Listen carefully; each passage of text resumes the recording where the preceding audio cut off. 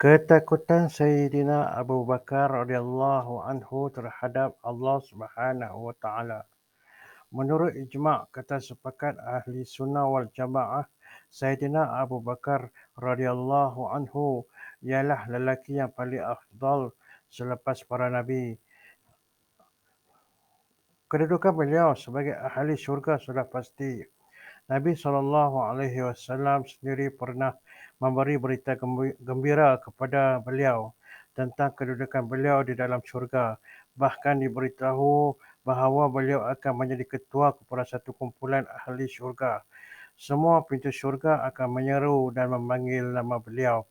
Baginda SAW pernah bersabda, Abu Bakar ialah orang yang mula-mula sekali akan memasuki syurga daripada kalangan umatku. Walaupun mempunyai segala kelebihan ini, kadang-kadang beliau berkata, alangkah baiknya andainya aku sebatang pokok yang akan ditebang. Kadang-kadang beliau berkata, alangkah baiknya jika aku sehelai rumput yang akan dimakan oleh haiwan ternakan. Kadang-kadang beliau berkata, alangkah baiknya jika aku sehelai bulu di badan seorang mukmin. Pada satu ketika beliau telah memasuki satu kebun dan melihat seekor haiwan sedang duduk. Beliau menghela nafas panjang sambil berkata, betapa gembiranya hidupmu, kamu makan, kamu minum, kamu ke sana dan kemari di bawah naungan pokok-pokok, dan di akhirat nanti tiada sebarang penghisaban pun ke atasmu. Alangkah baiknya kalau Abu Bakar seperti kamu. Sayyidina Rabi'ah Aslami radhiyallahu anhu menceritakan pernah sekali berlaku pertengkaran antara saya dengan Sayyidina Abu Bakar radhiyallahu anhu kerana sesuatu perkara. Beliau telah mengatakan sesuatu yang kasar terhadap saya yang saya tidak suka. Beliau segera menyedari keadaan itu dan berkata kepada saya, engkau pun katakanlah perkataan itu kepada saya supaya menjadi balasan terhadap saya. Saya enggan mengatakan perkataan itu. Maka beliau pun berkata, sama ada engkau katakan perkataan itu kepada saya ataupun saya akan pergi dan ajukan perkara itu kepada Rasulullah SAW. Saya tetap enggan daripada menyuarakan sebarang jawapan. Lantas beliau telah bangun dan terus pergi.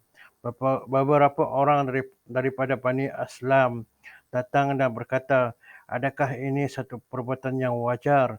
Dan dia yang membuat kesilapan dan dia juga ingin adukan kepada Rasulullah SAW. Saya menjawab, adakah kamu mengetahui siapa beliau? Beliaulah Sayyidina Abu Bakar Siddiq radhiyallahu anhu. Sekiranya beliau merajuk denganku, maka Rasul yang dikasihi Allah juga akan memarahi aku dengan kemarahan baginda sallallahu alaihi wasallam. Allah juga akan memurkai aku.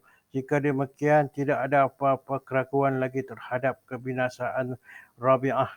Selepas itu, saya pergi menemui Rasulullah SAW dan menceritakan peristiwa tadi.